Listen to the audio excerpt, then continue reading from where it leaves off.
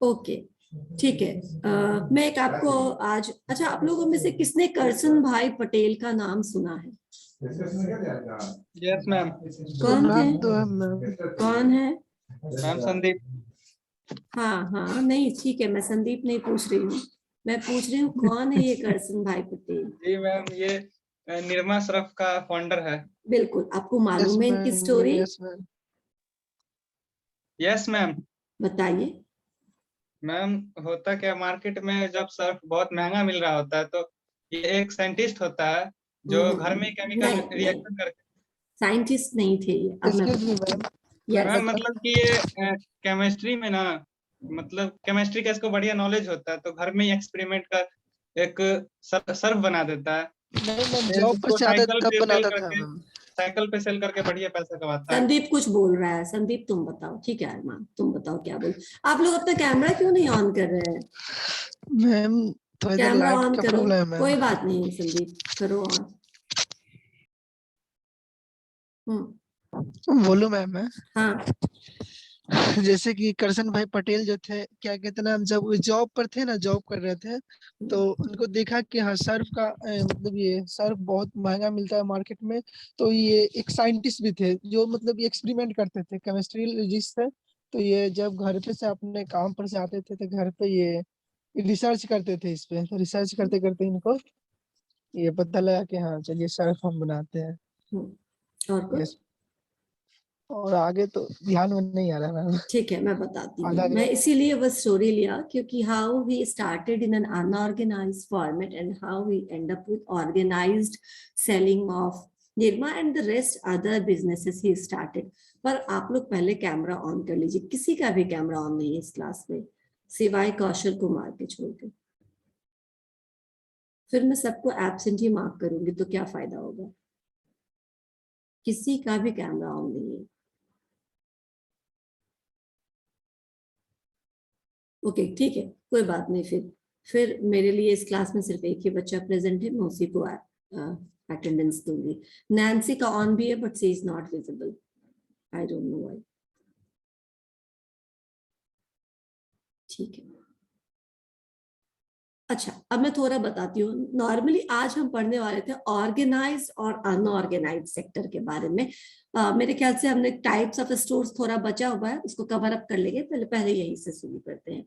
Organised और unorganised के बारे में। अनऑर्गेनाइज्ड जो हमारा ट्रेडिशनल तरीका रहा है काम करने का, छोटे छोटे शॉप्स, किराना, कियोस्क, ठेला, रेहड़ी, पेवमेंट में बेचने वाले लोग, ठीक है ना, मोबाइल शॉप्स जो होते हैं, जो घूमते फिरते रहते वाले, मोबाइल मतलब मूवमेंट वाले शॉप्स, ये सारे अनऑर्गेनाइज्ड सेक्टर का एग्जांपल है। And initially retail is in completely in form of unorganised sector, right.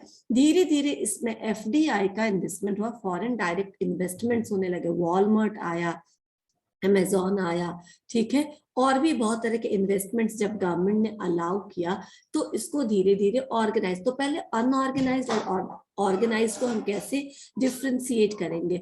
Unorganised का मतलब होता है उसको कोई लीगल उसके ऊपर कोई रिस्ट्रिक्शंस नहीं रहता है, कोई स्टेटस उसको नहीं दिया जाता है, कोई वैधानिक उसका स्टेटस नहीं होता है उस बिजनेस का, वो किसी अथॉरिटी से ऑथेंटिकेट या फिर रेगुलेट नहीं होता है, वो अनऑर्गेनाइज सेक्टर कहते हैं। इनके ऊपर है कोई अथॉरिटी जो इनको देखता होगा या इनको डील करना पड़ता होगा? नहीं। लेकिन आज जो रिटेल सेक्टर है वो RAI, ठीक है ना, रिटेलिंग एसोसिएशन के द्वारा इसको देखा जाता है। राय है जो जिसके अंदर सारे रिटेल बिजनेस, सारे ऑर्गेनाइज रिटेल बिजनेस इसके अंदर आते हैं और उनको वो सारे रूल्स, रेगुलेशंस, पॉलिसीज फॉलो करना होता है जो RAI ने इनके लिए बनाया होता है। This is known as retailer association of India, right. अब मैं जिसकी स्टोरी बताने वाली थी आपको, मैंने कहा था कि हाँ करशन भाई पटेल, बिल्कुल कुछ कुछ तो एग्जैक्टली आपने जो कहा ठीक है। इसमें मैं बता दूं कि he was just student of BSc, कोई साइंटिस्ट नहीं थे ये, ठीक है ना। इन्होंने BSc कर रखा था केमिस्ट्री में, और इसके बाद इनको एक गवर्नमेंट, और ये बहुत पुअर फैमिली से थे, राइट। तो इनकी एक गवर्नमेंट जॉब लग गई। उसके बाद गवर्नमेंट जॉब लगने के बाद इन्होंने ठीक है, काम चल रहा है।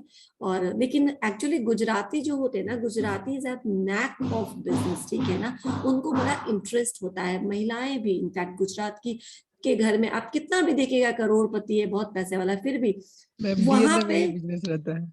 बिल्कुल, और वहां पे ये डिफ्रेंशिएट नहीं किया जाता कि कौन सा काम छोटा है, कौन सा काम बड़ा है, कौन सा हम करे, कौन सा हम नहीं करे।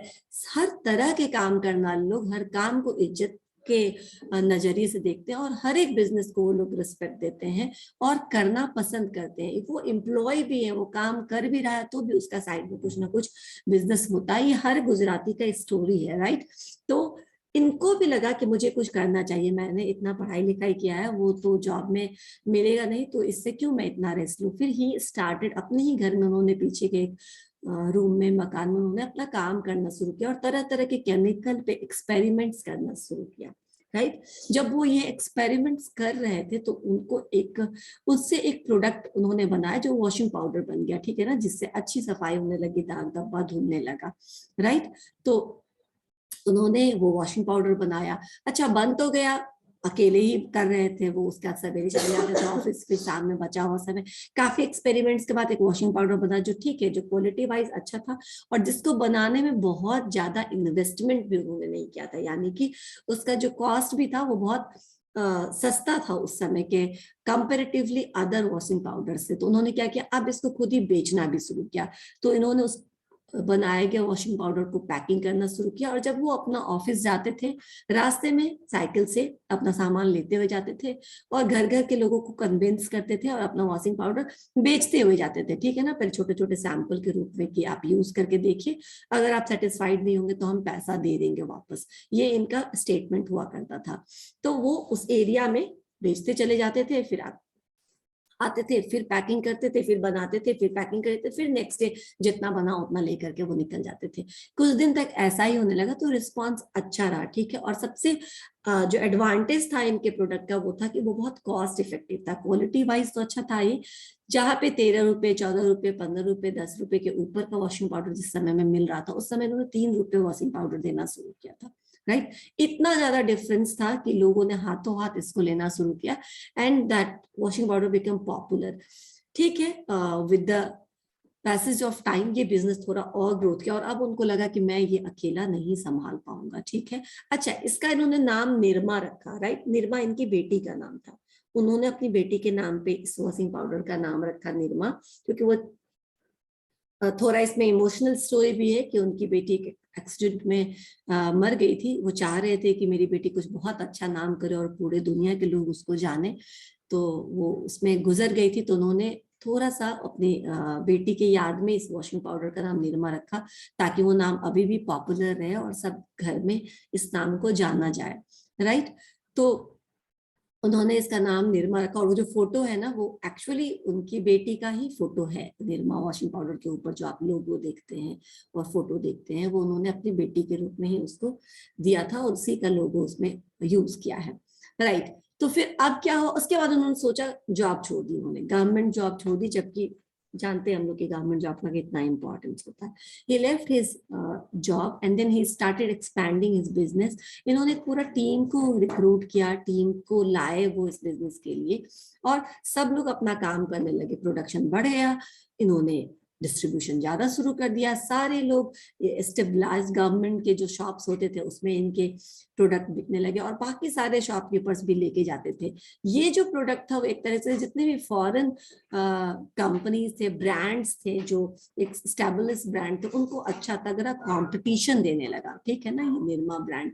और बाकी सारे लोगों को सांप सूंघने लगा कि ये छोटा मोटा ब्रांड आकर के कैसे हमको इतना टफ कंपटीशन दे रहा है। तो एक स्ट्रैटेजी ये हुआ, शॉपकीपर्स ने ऐसे किया कि इनसे सारे प्रोडक्ट भर भर के ले जाते थे, जितना भी इनका सामान रहता था इनके स्टोर में, सब सब ऑर्डर कर करके ज्यादा ज्यादा सामान ले जाते थे, लेकिन शेल्फ पे एक भी नहीं रखते थे, बेचते नहीं थे, ठीक है। तो लोग जाते थे लेने के लिए, लेकिन मिलता नहीं था, बोलते थे नहीं है, आउट ऑफ स्टॉक है, आउट ऑफ स्टॉक है, और बेचते, और नहीं सॉरी, वो ले जाते थे और क्या करते थे, पैसा नहीं देते थे। अब चूंकि उन्होंने टीम बहुत बढ़ा लिया था और प्रोडक्शन बहुत हाई लेवल पे होने लगा था, तो इनको पैसे भी चाहिए ताकि वो फिर से इन्वेस्ट कर सके, फिर से मटेरियल खरीद सके और प्रोडक्ट को बना सके। लेकिन पैसा कोई देता नहीं था, सब बोलता था जब बिकेगा माल तब हम पैसा देंगे, अभी तो हम ऐसे ही लेके जा रहे हैं पब्लिसिटी के लिए। तो इन्होंने, ऐसा होता रहा। बाद में इनको लगा कि मुझे इससे क्या हो रहा है, नुकसान हो रहा है इस तरीके से। देन ही डिड समथिंग जो एक उनके लिए मार्केटिंग स्ट्रेटजी के रूप में काम किया। ठीक है, मार्केटिंग स्ट्रेटजी क्या रहा, इन्होंने क्या किया, सारे दुकान से अपना माल वापस ले लिया। जितने भी दुकान में इन्होंने दिया था अपना सामान सब वापस ले आए और बोले कि हम किसी को अपना सामान नहीं देंगे, हम एक ही मेरा शर्ट है, हम अब उसी शर्ट पे देंगे। वो शर्ट क्या है वो बाद में दिखाएंगे। इन्होंने सारा सामान मार्केट से विड्रॉ कर लिया, वापस लिया और अपने वेयर हाउस में उसको रख लिया। And then he started, TV उस समय बहुत लोकप्रिय होता था और एक ही चैनल था उस समय, दूरदर्शन चैनल। इन्होंने क्या, दूरदर्शन पे एडवर्टाइज किया अपने प्रोडक्ट का। ठीक है, और वो प्रोडक्ट का जो एडवर्टीजमेंट बना वो इतना फेमस हुआ, इतना बार चलाया गया, इतना बार चलाया गया और इतना फेमस हुआ कि हर घर में, अभी भी हम लोग को याद होगा, दूध सी सफेदी निरमा से आई, राइट, कितना पॉपुलर था वो। या फिर अभी जो नया है उसमें हेमा, रेखा, जया और सुषमा, सबकी पसंद निरमा, ये इतना पॉपुलर हुआ ये इनका जो जिंगल था, इनका जो एडवर्टीजमेंट था, कि लोगों ने ये देखने के बाद, इस प्रोडक्ट को देखने के बाद सब लोग जाते थे दुकान में मांगने के लिए कि निरमा चाहिए, निरमा वॉशिंग पाउडर चाहिए। लेकिन निरमा वॉशिंग पाउडर तो दुकान पे था ही नहीं, क्योंकि उन्होंने सब जगह से वापस ले आए थे। जब बहुत ज्यादा डिमांड क्रिएट हुआ तो सारे दुकानदार गए उनसे मिलने के लिए उनके घर पे और बोले कि ये पैसा लीजिए और हमें ये प्रोडक्ट दीजिए, क्योंकि इस प्रोडक्ट का बहुत डिमांड है मार्केट में, right. So he created demand for his product, right. पहले जो ये मुफ्त में दे देते थे, उधार पे दे देते थे और इनको पैसा नहीं मिलता था, जिस कारण से इनका प्रोडक्शन काफी स्लो हो गया था और इनको काफी नुकसान होने लगा था। उन्होंने उसको कवर अप करने के लिए ये स्ट्रैटेजी अपनाया कि हम पहले डिमांड क्रिएट करेंगे और जब पॉपुलर हो जाएगा तब हम अपना सामान बेचना शुरू करेंगे।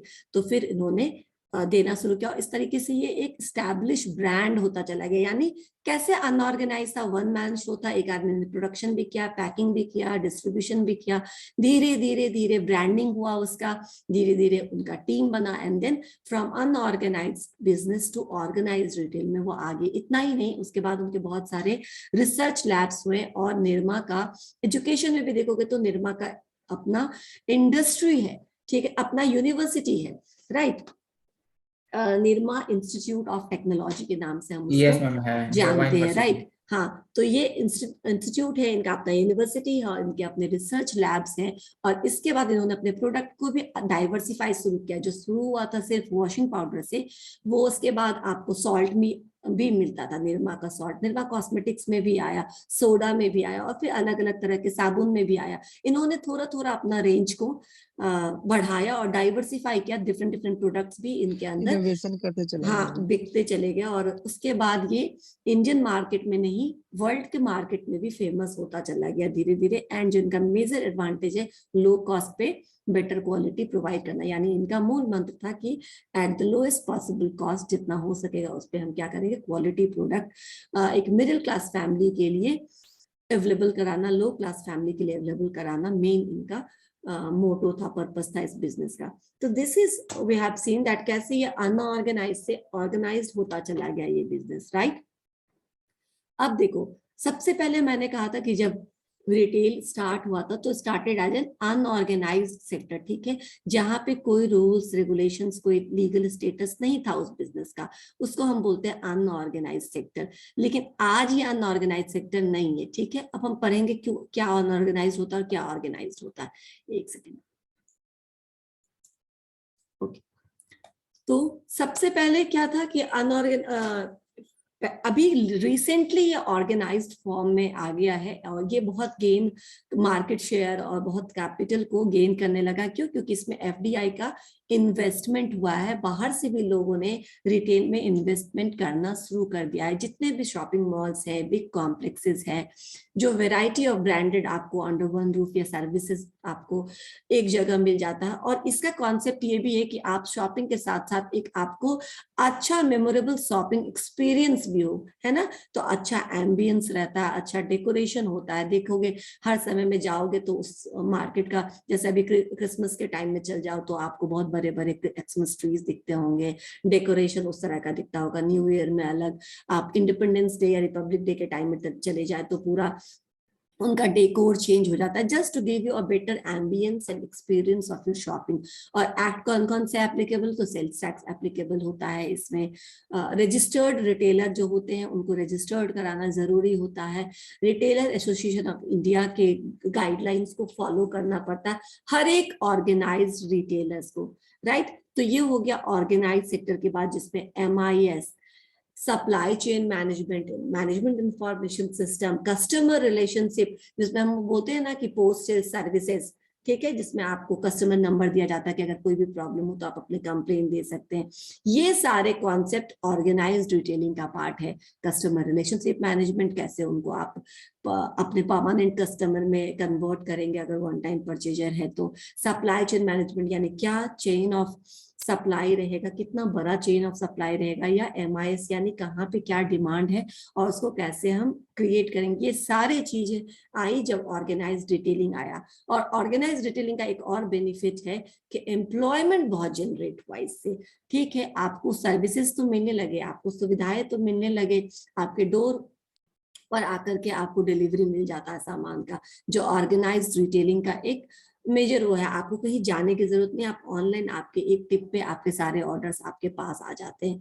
लेकिन इसका एक और एडवांटेज है कि इसके फलस्वरूप हुआ क्या, तो एम्प्लॉयमेंट बहुत ज्यादा जनरेट हुआ, क्योंकि मॉल्स हैं, जो स्टोर्स के मैनेजमेंट के लिए लोग चाहिए, जो कस्टमर को हैंडल करने के लिए चाहिए, जो कस्टमर सेटिस्फैक्शन के लिए लोग चाहिए, जो पोस्ट परचेजिंग कंप्लेंट्स को एड्रेस करने के लिए लोग चाहिए। इस तरह से बहुत सारा रिक्रूटमेंट रिटेल इंडस्ट्री में क्रिएट हुआ और इससे एम्प्लॉयमेंट जनरेट हुआ।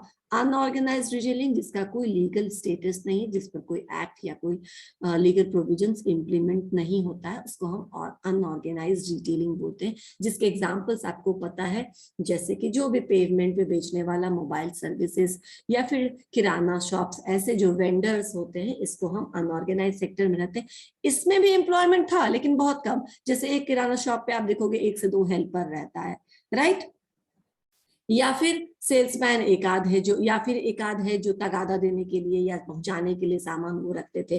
तो एम्प्लॉयमेंट यहाँ भी था, लेकिन उतना स्ट्रक्चर्ड एम्प्लॉयमेंट नहीं था, उतना ज्यादा ग्रोथ नहीं था जो कि ऑर्गेनाइज सेक्टर में हुआ। इसीलिए ट्रेडिशनली जो फॉर्म था रिटेल का वो अनऑर्गेनाइज था, और अभी जो फॉर्म है रिटेल का वो क्या है, ऑर्गेनाइज्ड। हम बोल सकते हैं कि ऑर्गेनाइज रिटेलिंग का फॉर्मेट है, ठीक है। इतना तो हो गया।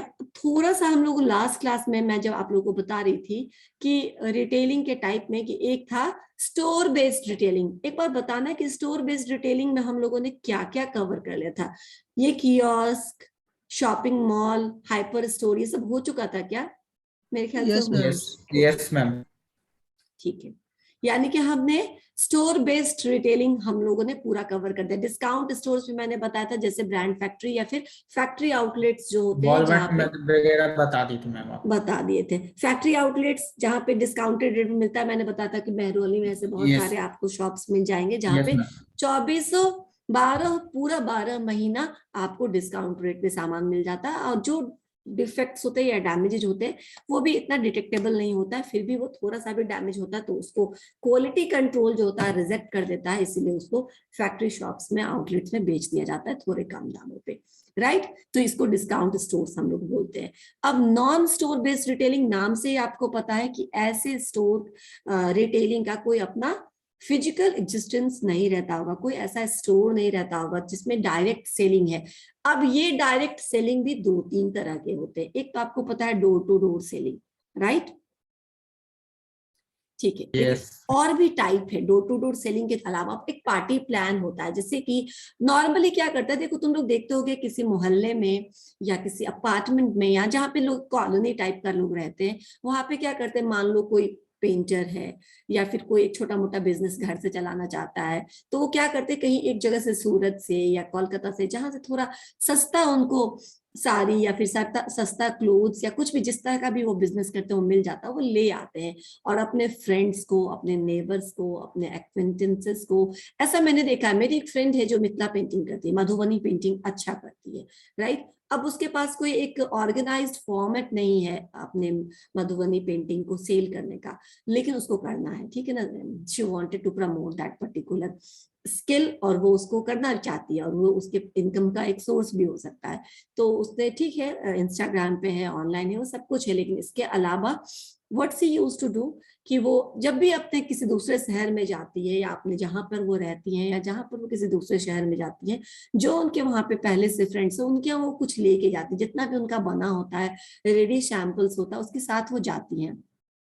उनके फ्रेंड्स उनके लिए क्या करते हैं कि अपने सारे मोहल्ले वाले को जो भी इंटरेस्टेड है या जो भी उनके क्लोज नियर एंड डियर हैं, उन सबको फोन पर इनवाइट करते हैं, ठीक है। ठीक, इनवाइट करने का मतलब ठीक है, सिंपल चाय कॉफी पे इनवाइट किया, और मेजर होता है एग्जिबिट करना, क्या क्या हम लेकर आए, क्या क्या सामान हमारे पास है, वो हम दिखाते हैं, शोकेस करते हैं, ठीक है। किसी को कुछ पसंद आ गया, हो सकता है सब कुछ नहीं बिके लेकिन किसी को कुछ पसंद आ जाए, तो क्या करते हैं उस समय वो सामान उसी समय खरीद लेते हैं, या फिर उनको अगर अधिक चाहिए होता है तो वो ऑर्डर दे देते हैं कि हमारे लिए 2-3 और बना दीजिएगा, हम 1-1.5 महीने में आपसे हमको ये चाहिए। तो ये एक पार्टी प्लान होता है जो छोटे ग्रुप में कम्युनिटी लेवल पे कह सकते हो कि एक स्मॉल स्केल रिटेल के टाइप में चलता है, जहां पे आपको बुलाते हैं अपने एक्वेंटेंसेस को, अपने फैमिली मेंबर्स को, अपने नियर एंड डियर वन को, और उनको शोकेस करते हैं जो भी प्रोडक्ट है, और अगर उनको पसंद आता है तो वो वहीं ले लेते हैं या हमें ऑर्डर्स मिल जाता है कि हम ये काम करेंगे। ये तो पार्टी प्लान हो गया डायरेक्ट सेलिंग का। एक होता है multi level network. Multi level network तुम लोगों ने बहुत सुना होगा, जिसमें बोलते हैं चैनल डिस्ट्रीब्यूशन या नेटवर्क डिस्ट्रीब्यूशन, जिसमें एक आदमी होता है और वो अपने अंदर दो, तुम लोगों ने ऐसा देखा ना, एक आदमी अपने अंदर 2 लोगों को बनाता है या 3 लोगों को बनाता है एजेंट, फिर वो 3 किसी तीसरे को बनाते हैं। जैसे सहारा इंडिया में था, फाइनेंशियल सेक्टर है वो, लेकिन ऐसे देखा था एजेंसी एजेंट कॉन्सेप्ट, हर आदमी अपने नीचे के कुछ कमीशन के लिए जो काम करता है। एमवे है, ओरिफ्लेम है, टपरवेयर है, ये सब इसी तरह के बिजनेस मॉडल को फॉलो करते हैं, और मोस्टली जो कॉस्मेटिक्स है या फिर हाउसहोल्ड हाउसवेयर्स है वो इस तरीके के थीम पे रन होता है, या फिर फाइनेंशियल सेक्टर्स भी कुछ है, फाइनेंशियल प्रोडक्ट्स में भी डील करने वाले, जो क्या करते हैं डिफरेंट लेवल्स ऑफ नेटवर्क होता है इनका। और इस नेटवर्क से क्या होता है कि एक आदमी से 2 आदमी तक पहुंचा, 2 से अगले 2 तक पहुंचा, यानी 4 तक पहुंचा, 4 से 8, और इस तरह से डबल होते जाता है ये चेन। और जितना बड़ा ये चेन होगा, जितना बड़ा ये नेटवर्क होगा, उतना प्रोडक्ट क्या होगा, एक जगह से दूसरी जगह पे, दूसरी जगह से तीसरी जगह तक पहुंचेगा। इसको बोलते हैं मल्टी लेवल नेटवर्किंग। सुना है आप लोगों ने इस तरह के मार्केटिंग के बारे में? Yes ma'am. सबको मालूम है ना, ठीक है, बहुत पॉपुलर है, बहुत पॉपुलर है। और मैंने कहा था कॉस्मेटिक्स में, हाउसवेयर थिंग्स में, और फिनेंशियल बहुत सारे एफएमसीजी में, यस, और फिनेंशियल बहुत सारे इंस्टीट्यूशंस इस नेटवर्क को यूज कर चुके हैं, ठीक है। तो इसको हम बोलते हैं मल्टी लेवल नेटवर्क। ये हो गया एक दूसरा तरीका डायरेक्ट सेलिंग का या फिर नॉन स्टोर बेस्ड रिटेलिंग का। और अब जो पॉपुलर है डोर टू डोर, जहाँ पे सेल्समैन डोर टू डोर जाते हैं। माइंड इट, जो मैंने करशन पटेल की आपको स्टोरी बताई, वो भी शुरू में डोर टू डोर जाकर के अपने सेल्फ मेड प्रोडक्ट को प्रमोट करने का काम करते थे, राइट। ये डोर टू डोर सेलिंग मतलब जब आपका कोई प्रोडक्ट नया लॉन्च होता है तो आप कुछ सेल्समैन को ये रिस्पॉन्सिबिलिटी देते हैं कि आप पूरे इस इलाके के जितने भी घर है उसमें जाइए। ठीक है, 10 जगह जाते हैं, उसमें 4 जगह मना कर दिया जाता है, हमारे पास टाइम नहीं है, आप चले जाइए। लेकिन 2 जगह 4 जगह जहां देखा जाता है, वहां पे क्या होता है, वहां पे एटलीस्ट आपकी बात सुनी जाती है। वो हो या ना हो वो दूसरी बात है। और एक ये इस तरीके का जो होता है ना, वो स्टूडेंट के इंटर्नशिप का भी कभी कभी पार्ट होता है। जो मार्केटिंग के स्टूडेंट्स होते हैं, जो सेलिंग के लिए स्टूडेंट होते हैं, उनका ये एक उनको ट्रेनिंग देने के लिए भी ये होता है कि क्योंकि आपका कम्युनिकेशन स्किल कैसा है, आपके बात लोग सुनते हैं या नहीं सुनते हैं, how you compel others to give you time, ठीक है ना, to listen to your things, and जो भी आप उनको इंटरप्रेट करना चाहते हैं, अपने प्रोडक्ट्स के बारे में बताना चाहते हैं, वो कैसे उसके बारे में सुनेंगे और आपको बताएंगे। तो ये डोर टू डोर सेलिंग का अप्रोच होता है, जिसमें आपको आप इस सेल्समैन के कन्विंसिंग एबिलिटी पे डिपेंड करता है, उसके तरीके पे डिपेंड करता है कि वो क्या स्ट्रेटजी यूज करेगी। नॉर्मली इस तरीके से क्या क्या बेचा जाता है, तो again kitchen ware items, cosmetics, imitation jewellery जो होता है, जो कि जो बोलते हैं ना कि जो ओरिजिनल ज्वेलरी का जो नकल होता है, इमिटेशन होता है, वो सारे ज्वेलरीज इस डोर टू डोर सेलिंग से या फिर कोई न्यू प्रोडक्ट जिसको आप चाहते हैं कि जिसका आप देखें कि क्या है, जो उनके हाउस के जो लोग हैं उनका कैसा रिस्पॉन्स रहता है, तो आप ऐसा करते हैं। यूरेका फोर्ब्स ने भी door to door selling approach को अडॉप्ट किया था। यूरेका फोर्ब्स आपको मालूम है, जो वैक्यूम क्लीनर वगैरह बेचता है, मालूम है? नहीं पता, देखना इसको बाद में। यूरेका फोर्ब्स होता है जो ये एक तरह से क्लीनिंग, घर की सफाई के लिए यूज किया जाता है, वैक्यूम क्लीनर होता है आपके ऊपर से जा। तो पहले से क्यों वो डोर टू डोर सेलिंग को अडॉप्ट किया, ताकि वो घर जाके आपको प्रैक्टिकली करके दिखा सके कि ये कैसे काम आता है। और अब तो हमें पता है there are lot of thing जो आपके घर पे आपको सर्विसेज देते हैं। चलेंगे हम उस सर्विस पे। ये दोनों टाइप समझ में आ गया, एक था स्टोर बेस्ड, एक था non store based. Non store based में 3 party plan, multi level network and door to door selling. अब इसमें एक और टाइप है, वो टाइप क्या है? वो टाइप है सर्विस का, सर्विस रिटेलिंग, ठीक है ना। सर्विसेज रिटेलिंग मतलब अब आपको फिजिकली नहीं, आपके घर पे जाकर के, ठीक है ना, डायरेक्ट आपको सर्विस प्रोवाइड किया जाता है, उसको हम बोलते हैं सर्विस रिटेलिंग। कोई एग्जांपल दे सकता है मुझे सर्विस रिटेलिंग का क्लास में? Anybody can give me one example of service retailing, जहां पे कोई, जैसे सर्विस रिटेलिंग हम बोल सकते हैं बैंक में, मैंने आपको बताया था कि बैंक को भी रिटेल सेक्टर माना जाता है, क्योंकि वो एक एक कस्टमर को सर्विस डील प्रोवाइड करता है, करती है, सर्विस प्रोवाइड करती है और एक एक कस्टमर को करती है, ठीक है। खुदरा बेचती है, एक एक सिंगल प्रोडक्ट भी अपने एक कस्टमर को बेचती है, इसीलिए bank also comes under retail services. Insurance आ जाता है, हॉस्पिटलिटी आ जाता है। लेकिन हम आपको पूछ रहे हैं कि आपको कौन सा सर्विस है जो रिटेलिंग भी है और डायरेक्ट भी सर्विस आपको प्रोवाइड कराता है। एक एग्जाम्पल, जैसे हमने प्रोडक्ट का तो बता दिया, डायरेक्ट सेलिंग में आपको एग्जाम्पल्स दे दिए, चेन मार्केटिंग का एग्जाम्पल दे दिया। आप लोग कोई बता सकते हैं सर्विस रिटेलिंग का कोई एग्जाम्पल? बैंक इंश्योरेंस में। अच्छा, आप लोगों ने अर्बन क्लैप का नाम सुना है? Yes ma'am. क्या है वो?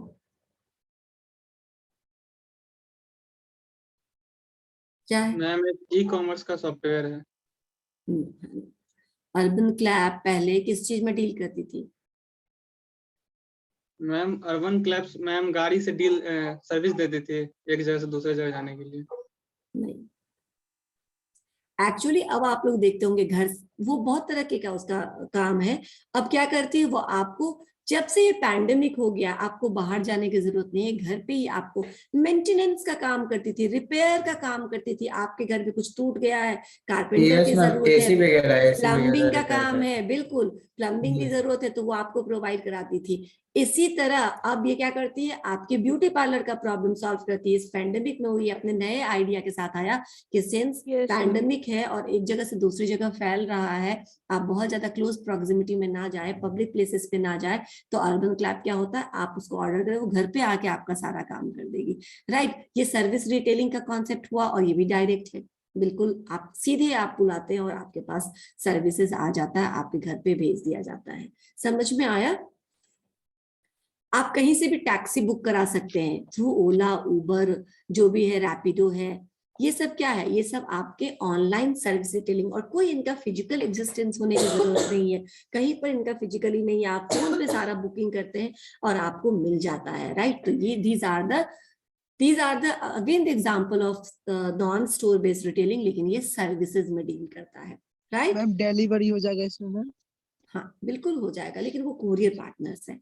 Right, yes ma'am. They are courier partners. लेकिन वो क्या करते हैं, वो कहीं सामान को लेकर के कहीं पर पहुंचाते हैं, तो ऑब्वियसली ऑनलाइन शॉपिंग के कुरियर पार्टनर्स हैं वो लोग। समझ में आया सर्विस रिटेलिंग?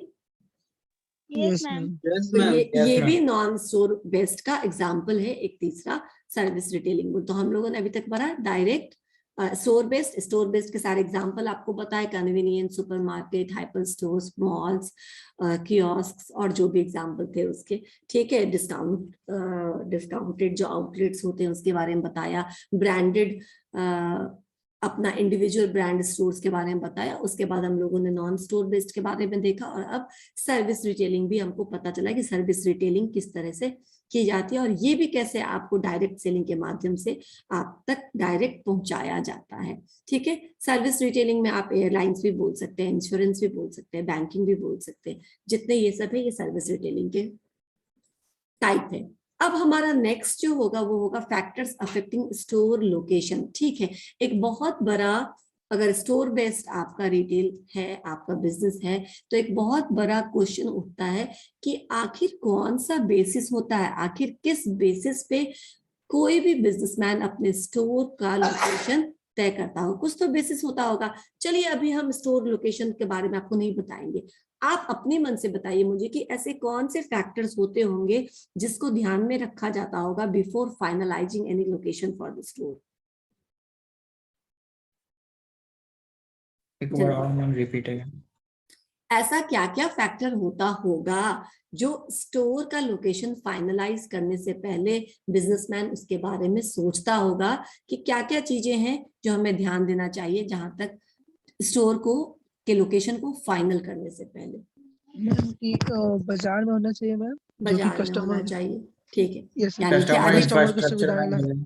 अधिक से अधिक कस्टमर वहां तक पहुंच सके, इसीलिए कोई कस्टमर मैम, टारगेट कस्टमर मिल सके। यस सर, टारगेट कस्टमर मिल सके। ठीक ये है, नहीं कि और ये नहीं एक कि 10 पॉइंट वाला, और ये नहीं कि 10 वाला जाके खोल ले और ये जहाँ पे मतलब कंपटीशन हो मैम।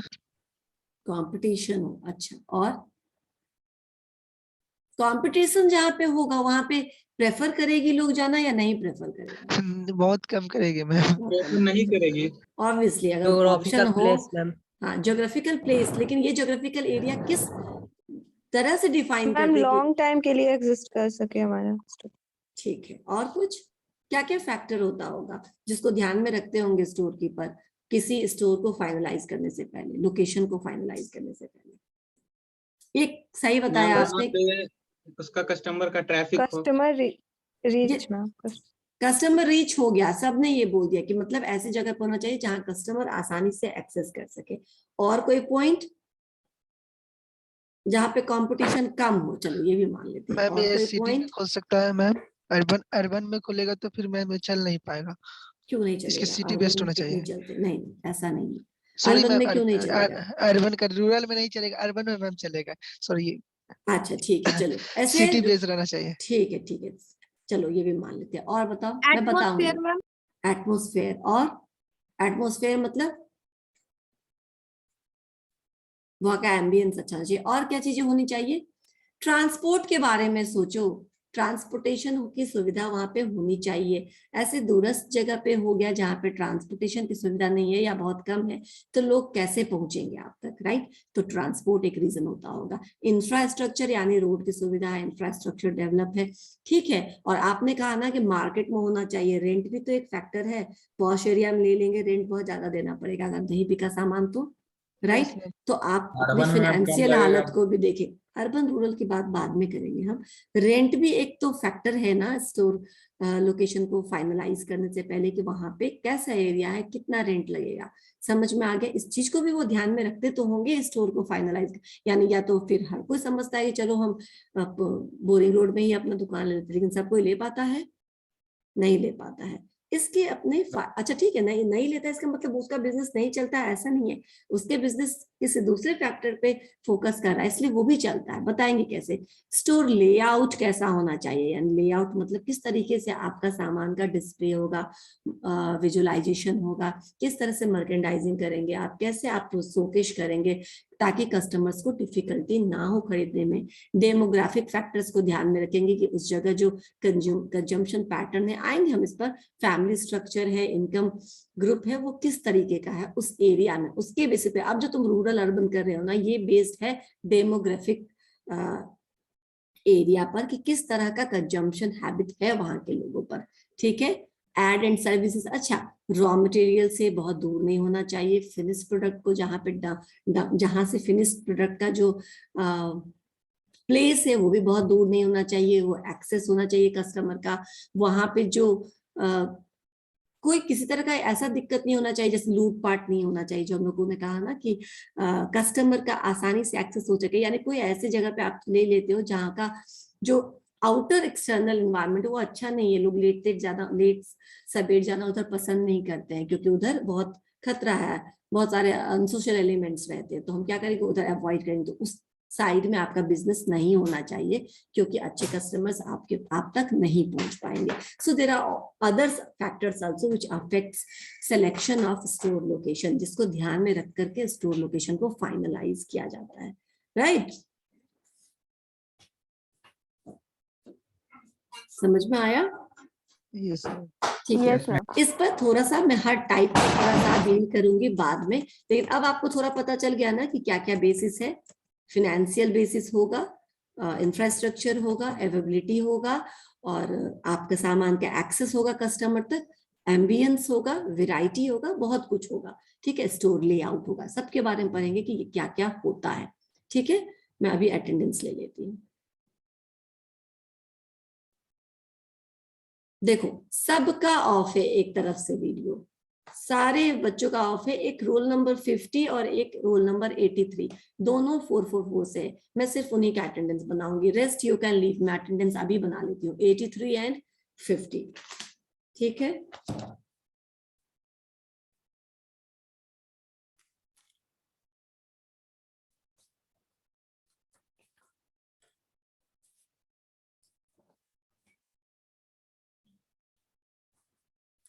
ओके, आप लोग लीव कर सकते हैं, मैं आपका अटेंडेंस बनाऊंगी ही नहीं। कुछ तो डिफरेंस होना चाहिए ना, क्लास ध्यान से करने वालों में और क्लास बिल्कुल नहीं करने वालों में। ठीक है। मैंने कितनी बार बोला था शुरू करने से पहले कि आप लोग ऑन कर लीजिए, कर लीजिए, कर लीजिए। मैम हम ठीक है, हॉस्पिटल में हैं। कोई बात नहीं सुशील, एक तुम ही नहीं हो ना, यहाँ पे बहुत लोग हैं। राइट।